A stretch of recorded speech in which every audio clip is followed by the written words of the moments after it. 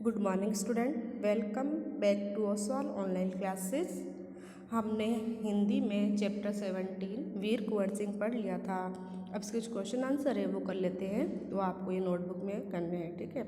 तो पहला प्रश्न है, वीर कुंवर सिंह के व्यक्तित्व की कौन कौन सी विशेषताओं ने आपको प्रभावित किया। तो इसका आंसर लिखना है आपको, कौन कौन सी विशेषता जिसको प्रभावित किया था वीर कुंवर सिंह। तो पहला है वीर कुंवर सिंह बहादुर, साहसी, बुद्धिमान, चतुर, उदार, सांप्रदायिक सद्भाव, व्यक्तित्व का व्यक्ति था। इन्हीं विशेषताओं ने हमें से प्रभावित किया था हमको, है ना। वीर कुंवर सिंह क्या था, बहुत बहादुर था, साहसी था, बुद्धिमान था और बहुत ही चतुर और उदार स्वभाव का था। सांप्रदायिक सद्भाव वाला, मैंने हिंदू मुस्लिम सब लोग मिलकर रहते थे। तो इन्हीं विशेषताओं के कारण हमको वीर कुंवर सिंह ने हमें बहुत ही ज़्यादा प्रभावित किया था। सेकंड प्रश्न है, कुंवर सिंह को बचपन में किन कामों में मज़ा आता था? क्या उन्हें उन कामों से स्वतंत्रता सेनानी बनने में कुछ मदद मिली? मतलब कुंवर सिंह के बचपन को कौन कौन से काम करने अच्छे लगते थे और इन कामों के कारण को स्वतंत्रता सेनानी बनने में क्या मदद मिली, उसके बारे में लिखना है। तो देखो इसका आंसर पढ़ते हैं। आंसर है, कुंवर सिंह को बचपन में घुड़सवारी, तलवारबाजी और कुश्ती लड़ने में मज़ा आता था। उन्हें इन कामों से स्वतंत्रता सेनानी बनने में बहुत मदद मिली। वे तलवारबाजी और घुड़सवारी की कला में निपुण हुए, जिससे उन्हें अंग्रेजों के खिलाफ स्वतंत्रता की लड़ाई लड़ने में आसानी हुई थी। मतलब वो बचपन में क्या करते थे, ज़्यादा घुड़सवारी करते थे, तलवारबाजी करते थे, बहुत ज़्यादा उनको मज़ा आता था, कुश्ती लड़ते थे। तो इन कामों में क्या हो गए थे, कुशल हो गए थे। तो फिर जब स्वतंत्रता सेनानी बने वो, तो इन कामों के कारण वो उसमें बहुत ज़्यादा निपुण हो गए, इस कला में निपुण हो गए, घुड़सवार की कला में निपुण हो गए, जिससे उन्होंने अंग्रेजों के खिलाफ अपनी बहादुरी को दिखाया। थर्ड क्वेश्चन है, सांप्रदायिक सद्भाव में कुंवर सिंह की गहरी आस्था थी। पाठ के आधार पर कथन की पुष्टि कीजिए। इसमें ये कहा गया कि सांप्रदायिक जो सद्भाव है, इसमें कुंवर सिंह की गहरी जो भावना थी, आस्था थी, तो उसको आप समझाओ कैसे, पाठ के आधार पर हमें इसको समझाना है। तो देखो इसका आंसर पढ़ते हैं।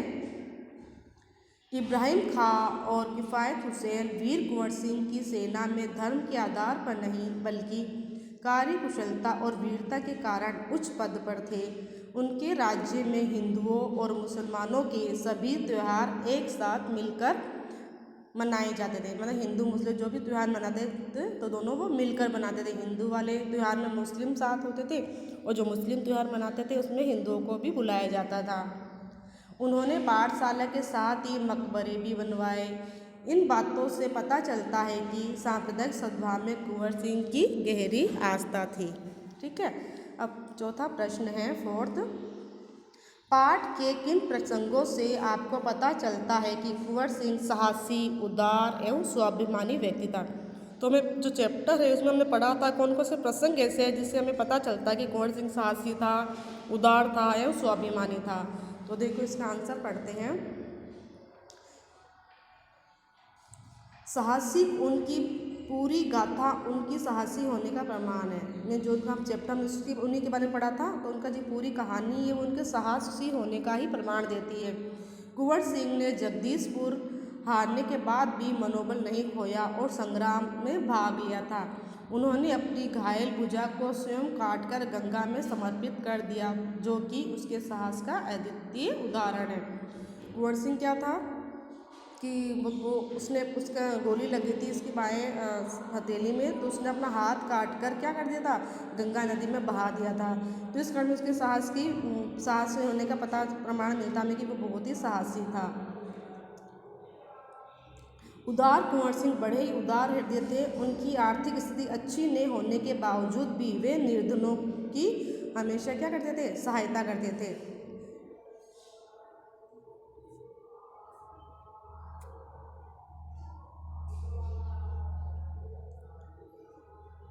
निर्धनों की हमेशा सहायता करते थे। उन्होंने कई तालाबों, कुओं, स्कूलों तथा रास्तों का भी निर्माण करवाया था। है ना, बहुत सारे उन्होंने काम किए थे। कुंवर सिंह बहुत उदार थे, गरीबों की मदद करते थे और कई तालाब, कुएं और स्कूल खुलवाए। इससे हमें पता चलता है कि कुंवर सिंह बहुत ही उदार स्वभाव के थे।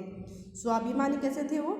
निहत्थे होने के बाद भी उन्होंने अंग्रेजों के सामने घुटने नहीं टेके और उनका डटकर मुकाबला किया था। मतलब उनके हाथों में कोई हथियार नहीं था, फिर भी वो जो अंग्रेजों का ना डटकर मुकाबला कर रहे थे, उनका सामना कर रहे थे, पीछे नहीं हट रहे थे।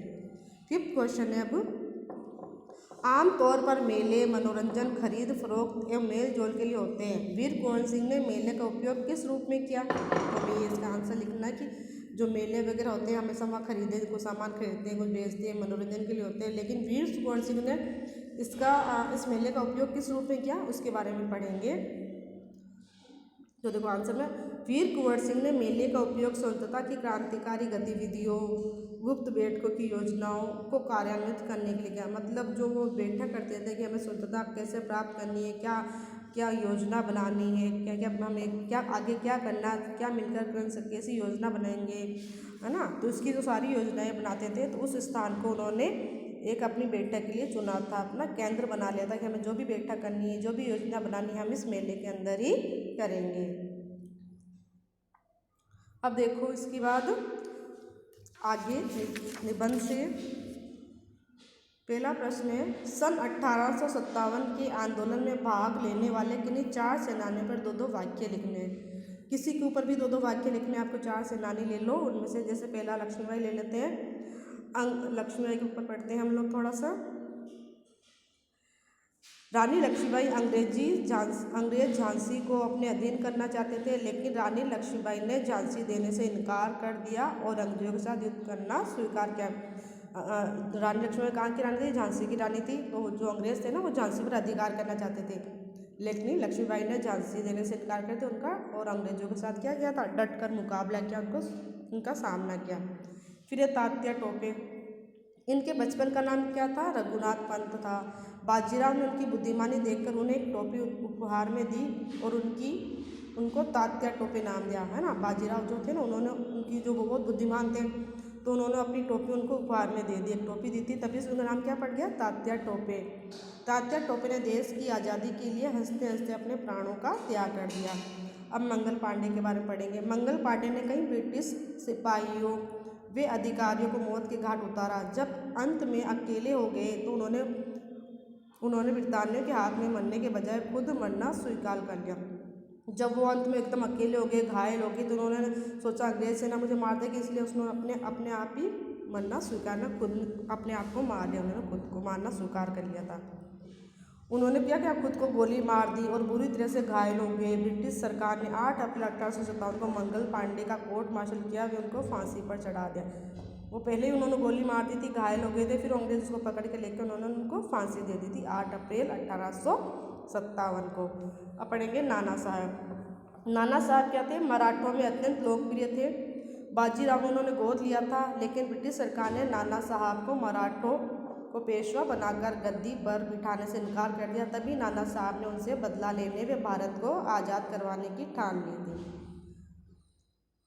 अब सेकंड क्वेश्चन है, सन 1857 के से संबंधित गीत विभिन्न भाषाओं बोलियों में गाए जाते, ऐसे कुछ गीतों को संकलित कीजिए। तो देखिए कुछ ऐसे गीत हैं जैसे कि सिंहासन हिटे राजवंश बुकुट तानी है ना, ये गीत दिया हुआ पूरा। जैसे कुछ गीत है जिससे हमें पता चलता है कि क्रांतिकारियों ने अपने आदेश को आज़ाद कराने के लिए विभिन्न गीतों का भी संकलन किया था। अभी अनुमान और कल्पना वाले हैं, तो आप इसको अपने आप लिखना, आप इनके बहुत, ठीक है ना। अनुमान सेकंड देखिए, थर्ड क्वेश्चन है इसका। अनुमान लगाए स्वतंत्रता की योजना बनाने के लिए सोनपुर के मेले को क्यों चुना होगा? आप सोचिए क्यों चुना होगा। तो आप लिखें, अंग्रेजों की नज़र हमेशा स्वतंत्रता सेनानियों पर होती थी, उनकी नज़र से बचना स्वतंत्रता की योजना बनाने के लिए सोनपुर मेले को चुन लिया। और इस मेले में बहुत भीड़ होती, इसलिए अंग्रेज उन्हें जल्दी से ढूंढ नहीं पा रहे थे। तो ये फोर्थ क्वेश्चन भी आपको करना है, थर्ड क्वेश्चन तक। अब हम करेंगे भाषा की बात। इसमें क्या करना है?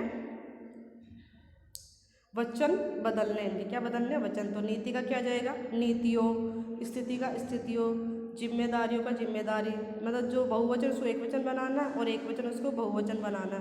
सलामी सलामियों, स्वाभिमानी स्वाभिमानियों स्वाभिमानी, गोली गोलियों। ठीक है, तो ये क्वेश्चन आंसर और ये भाषा की बात आप नोटबुक में इसको करना।